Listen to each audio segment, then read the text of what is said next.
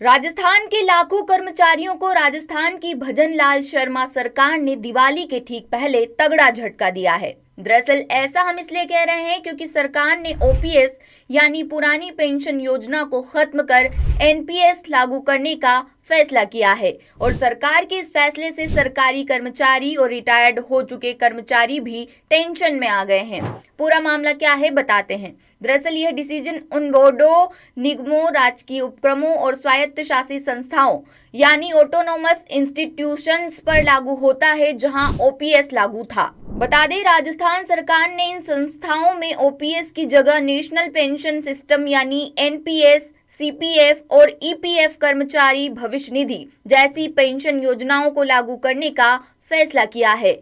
वित्त विभाग ने इस फैसले के पीछे की वजह बताते हुए कहा कि कुछ संस्थाएं वित्तीय दृष्टि से कमजोर हैं और इनकी पेंशन दायित्व निभाने की क्षमता नहीं है। राज्य सरकार के मुताबिक जिन संस्थाओं के पास पर्याप्त पेंशन फंड नहीं है वे ओपीएस लागू नहीं कर पाएंगी।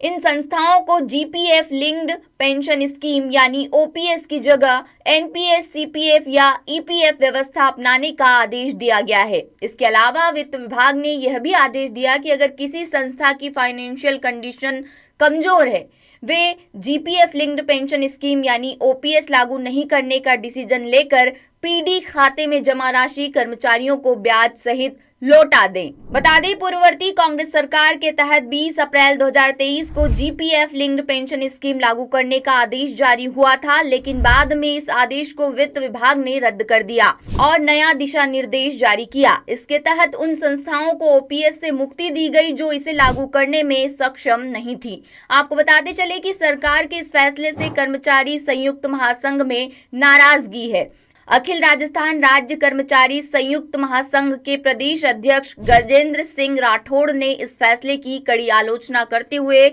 मांग की है कि राज्य सरकार को इस फैसले को तुरंत वापस लेना चाहिए। इसी के साथ उन्होंने कहा कि कमजोर वित्तीय स्थिति वाले संस्थानों को कर्मचारी हित में आर्थिक सहायता दी जानी चाहिए ताकि ओपीएस को जारी रखा जा सके। वहीं सरकार का तर्क है कि इस नए पेंशन सिस्टम के माध्यम से सरकारी कर्मचारियों के भविष्य को सुनिश्चित किया जाएगा और उन्हें पेंशन योजना से जुड़ी कोई भी समस्या नहीं आएगी। बहरहाल सरकार के इस फैसले को लेकर आप क्या सोचते हैं?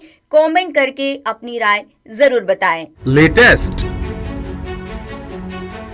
इन्वेस्टिगेटिव और इन डेप्थ खबरें देखने के लिए ज्वाइन कीजिए द सूत्र का व्हाट्सएप चैनल, सब्सक्राइब कीजिए यूट्यूब चैनल, लाइक कीजिए फेसबुक पेज और पढ़ते रहिए www.dasoot.com।